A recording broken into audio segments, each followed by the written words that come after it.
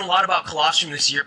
First things first, don't you love it how it's longevity warehouse? It's like, warehouse of longevity? Interesting. Well, I mean, you've got a lot of old products you want to shift off to people who are ignorant. Another good thing, doesn't everyone wonder why all these self-proclaimed longevity experts are usually under age 40? Under age 40 giving advice on longevity? That's like Brad Pitt giving advice on pickup.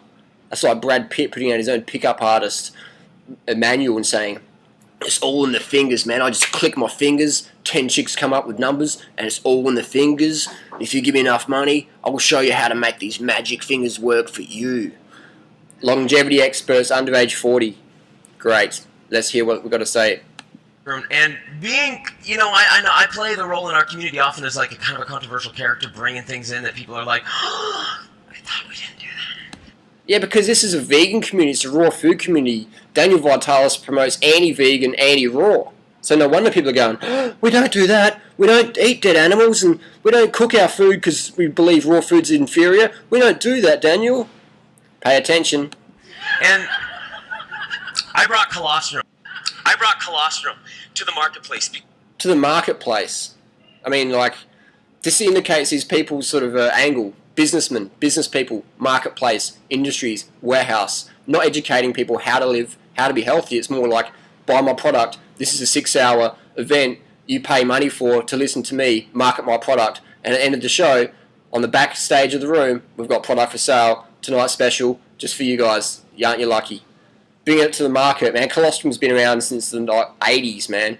What is colostrum? Colostrum's the mother's breast milk that comes from the cow after like 6 hours of birth, 2 hours of birth, whatever. You know what I mean? It's like the first milk that comes out of the breast. So we push away the baby calf, and then we get some machine to manually suck out the colostrum, and then we dry it up, bake it, cook it, whatever, ship it in plastic to people who need more titty milk. And it's just sort of like, you know, the only people who need colostrum are babies, not grown-up adults. So please, stop acting like babies. Because when you study a little bit about colostrum, it's like, wow, this is really maybe the most complete superfood that exists on Earth. Because not many people are doing it anymore, because it's been linked with cancer and tumours and obesity and increased hormonal imbalances and extra weight. Ever wondered why these colostrum promoters got a little bit of a porch on them, a little bit of extra gut? And hey, just because someone's a little bit fat, out of shape, doesn't make them bad people.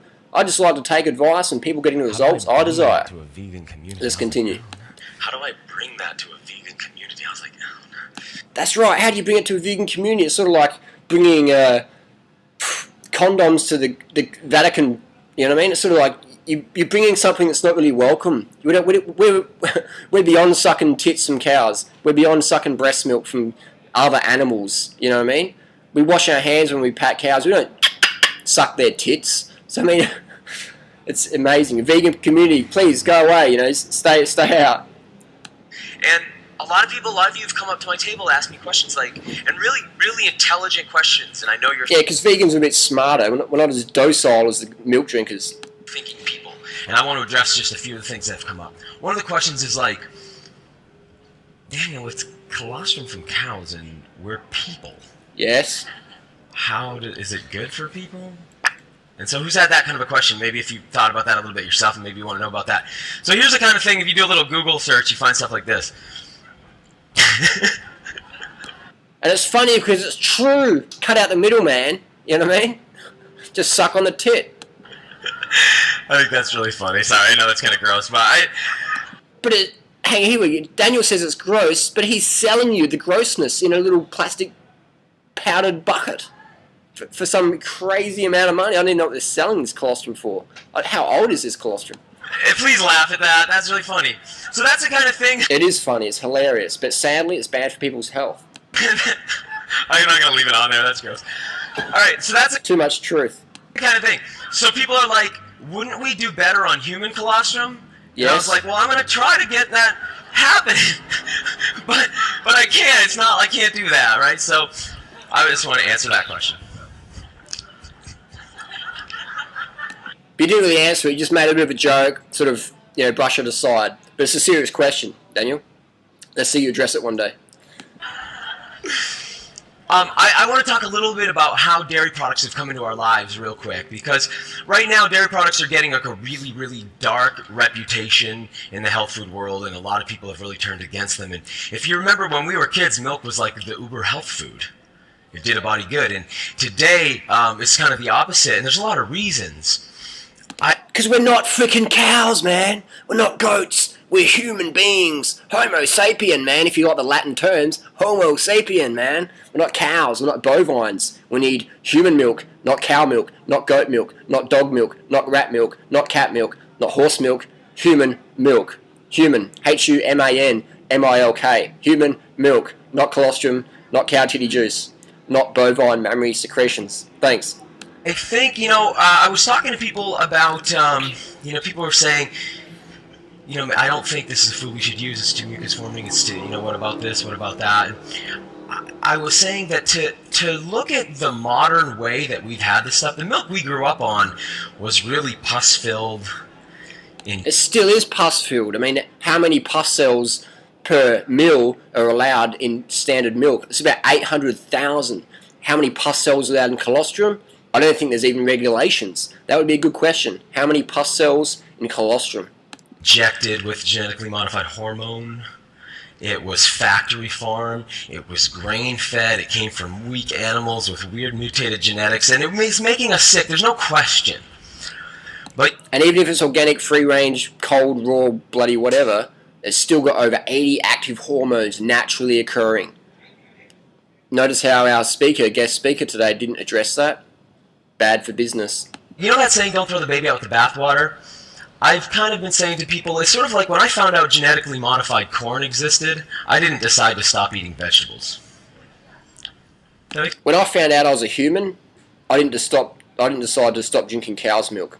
It took a while for me to wake up. Make sense? If that makes sense, clap for a second. Didn't make sense to the humans because that analogy was like so vague. He had to ask the audience to clap.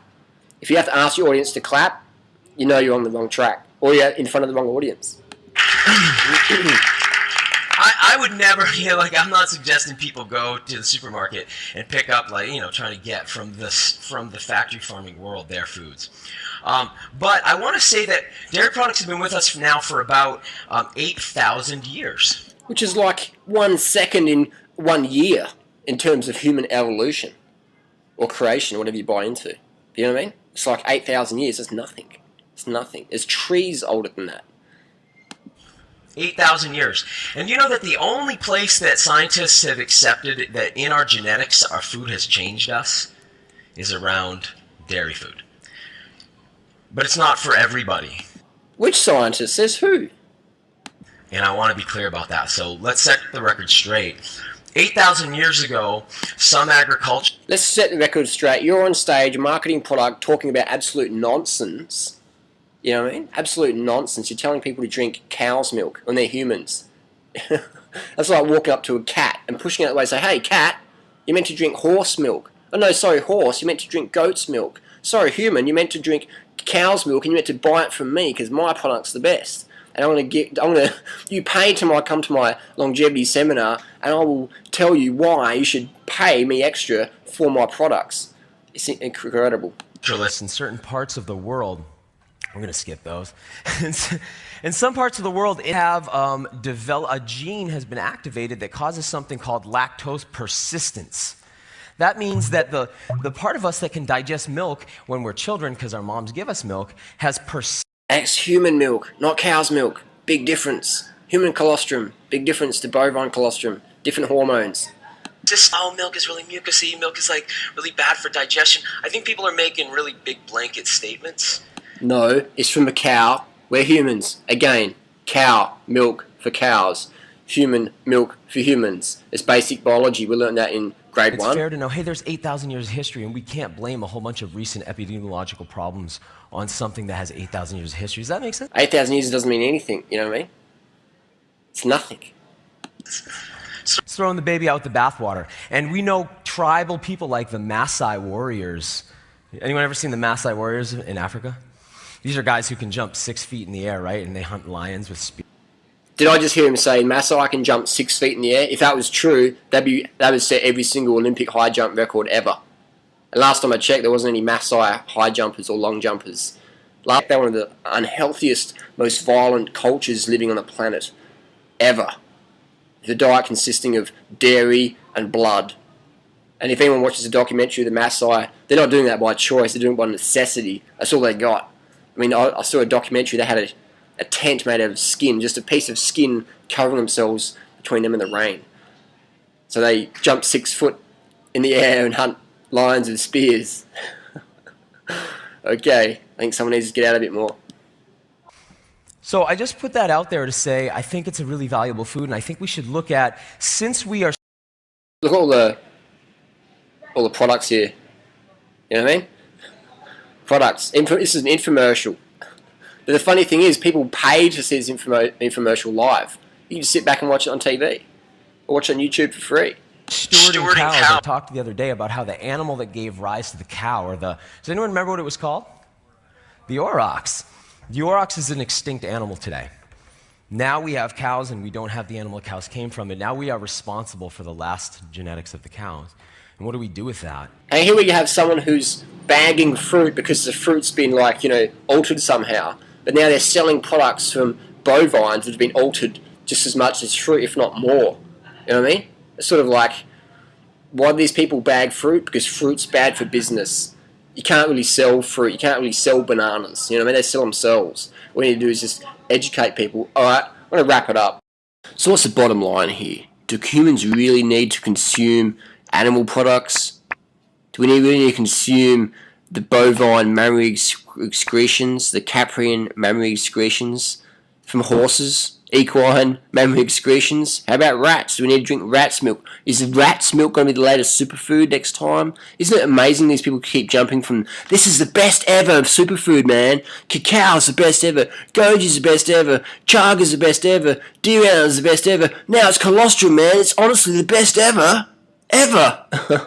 You know what I mean? It's sort of like, I guess that's we live in that because of the consumer society, that monthly consumables. There's two types of people in the health food movement today. One, the infomercial crew, the snake oil crew, the people who just dance up and down and say, I've got the best ever program. Sure, it's different from last month's or last year's, but hey, honestly, it's the best ever. And two, the second type of person in the health food movement, you got the educators. Yeah? They're doing the same thing again and again, showing you how to do it. Not what crap to buy, they're showing you how to do it, how to succeed, how to get enough carbohydrates, how to get enough water, how to get enough sleep, how to be fit, how to get your sunshine, how to get these free things, how to change your life, change your thinking, not change your Visa card details and bank up some more debt. None of that. I mean, people say, Harley, it's not that simple. You know, they can't just eat more fruit, more vegetables, get more sun, exercise and water. They got to do my expensive courses. They got to buy my expensive superfood crap. They got to do all this Kundalini awakening ayahuasca ceremony bullshit. They got to do these things first, Harley. It's not that simple. Hey, man, you cut me out of the marketplace, man. Hey, wait up. So my message is to people, I'm going to be calling people for where they're at. I ain't afraid to tell the truth. I'm not going to just talk what impresses people. I'm going to say what needs to be said. I've had friends die, I've had friends end up obese, emaciated, anorexic, lose all their fitness, become drug addicted, end up in mental institutions because of these misinformed people. Perhaps they're sincere, but most of them are just sincerely wrong. So count on me, telling you how it is. I'm going to tell you what I think, and those that mind do not matter, and those that matter do not mind. Peace. Thanks for watching. Stay tuned.